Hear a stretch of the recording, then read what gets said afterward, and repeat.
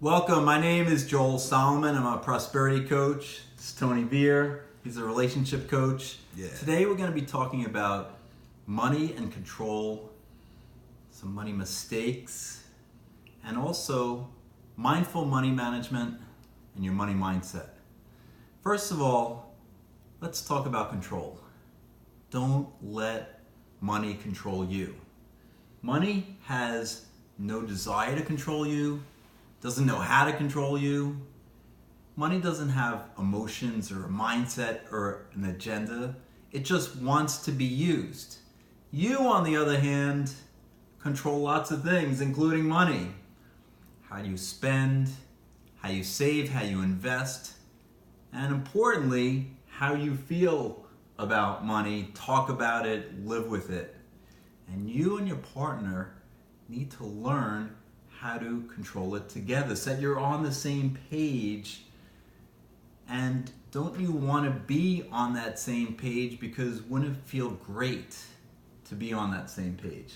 You know, it's interesting you're talking about this, right? And what I'm present to is two things. One, emotions, feelings are terrific servants, terrible masters. Because they make you feel and do things that later on, after you've stopped and you regret it, you can't undo it. You know, there are things you could do. You can't talk yourself out of the actions that you put yourself into those situations. So you need to be responsible for that. But the other part about what I'm hearing you say is about controlling, being controlling around money. So I recognize there are three golden rules. There is a golden rule called do unto others as you would have them do unto you. Right. Then there's do unto others as you would have you would want them to be, they want to be done unto, right? Let me say it again. So to do unto others as they want to be done unto. And then there is the one with the gold rules, right? And so the people who operate inside of the one with the gold rules are scared to be ruled by money. And so they control that. So they're not even coming from prosperity. They're coming from avoiding scarcity. So if I have $2 billion, it means it's harder for me to go broke than if I only got $1 billion. Right. So what does it take to feel great and get on the same page? How can you do that? First way is by planning. And I talk about this in Mindful Money Management. It's being mindful, because being mindful with money is having a plan, not being emotional. And, you know, if your stock's down 20 or 30% like it was in 2008, to like make rash, emotional, anxious, fearful, worried decisions. It's using the techniques I talk about in my book, Mindful Money Management, Memoirs of a Hedge Fund Manager, to plan, to be mindful, and that way you can actually get on the same page. So commit to have money work for you, not vice versa. Deal with it from a business perspective and an unemotional perspective, not from an emotional perspective. But also bring creativity, clarity, and harmony to it. And this should be a place in your relationship for joy, not for worry, for fear, for anxiety or regret. Every area of your relationship can be a source of happiness or a source of pain. Don't let money be a source of pain for you. The question is, how do you avoid the pain? Tony's an expert at the 80-20 principle, so he'll let him talk about that. So we human beings, one of our challenges is we think that everybody should be like us. We're like, hey, how come you're not like me? What's wrong with you? Right? So that's part of it. The other thing is when we can do stuff very simply and easily, we're great at stuff, we don't consider that valuable, because it's like, it's so easy for us. What difference does it make? What's wrong with you? So we make other people wrong for not being as good at what we're good at, and then we make ourselves wrong because we got so many things that we're wrong, that the things that we're great at we don't even pay attention to. So when you really understand the 80-20 principle, and you get all of that stuff out of the way, so you can actually appreciate what you are great at. And you could be like, as I heard, as the Rolling Stones. The Rolling Stones were really good at singing, writing songs, being on front of the crowds, and then getting a check. Right? They didn't do any driving. They didn't, put the marketing out there. They just did what they were great at, and they put a team around them to make themselves great. And then that's how they got to the Hall of Fame as the Rolling Stones, right? And you can do the same thing with your relationship, right? You're great at this, your partner's great at that, and next thing you know, you're putting things together and you're having an amazing relationship.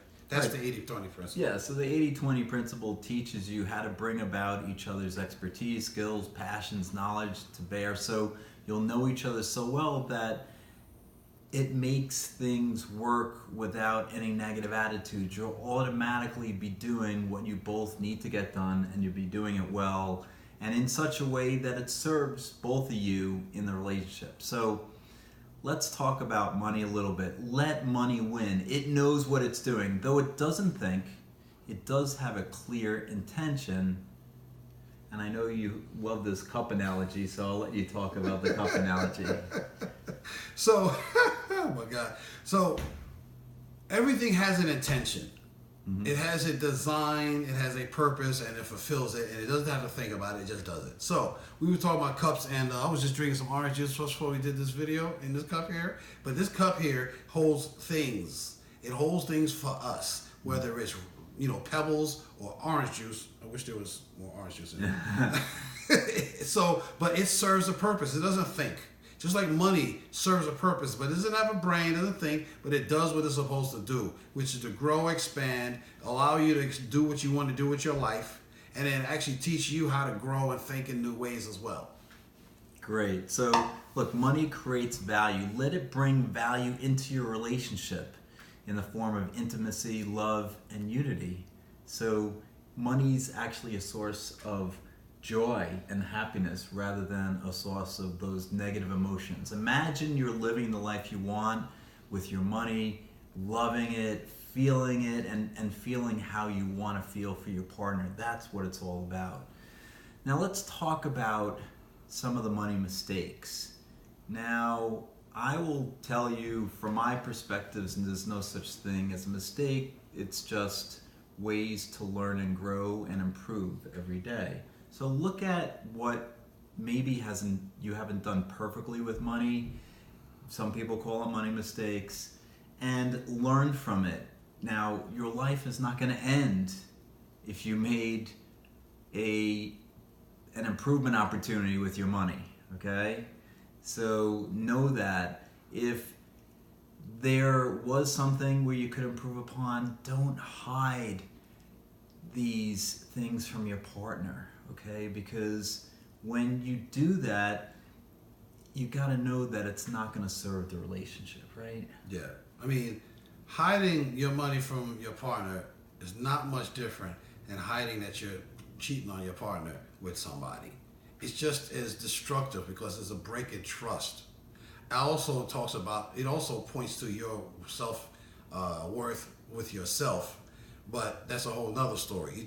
You want to be straight. You want to actually have a relationship with your partner around money that enhances your relationship, that brings you together, that allows you to see how great each other is, and you can admire, wow, you did a great job with that. Wow, you did a great job with that too. And so you're actually over there, patting each other on the back, serving each other, like really bringing yourselves. And another thing is, it allows you to evolve together, to grow together, to become more mature, more intelligent, more successful together. So you want to be straight with your partner about that. Go ahead. So let's talk about money mindset.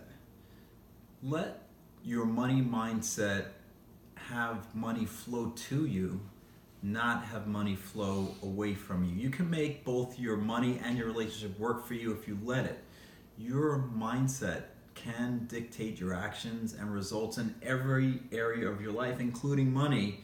And look, I'm going to give you permission right here, right now, to have a great money mindset. It is possible, and you can have it. And how can you develop your money mindset to make it more powerful? Well, we're going to talk about that in a lot of detail in a course that we're going to be talking about a few minutes. But you have to know that money wants to flow, right? And so by putting money out into the world, it has to flow back to you. If you're hoarding and not letting it flow, then it just doesn't work. That energy doesn't flow, because money is just energy, just like every other piece of matter in the world.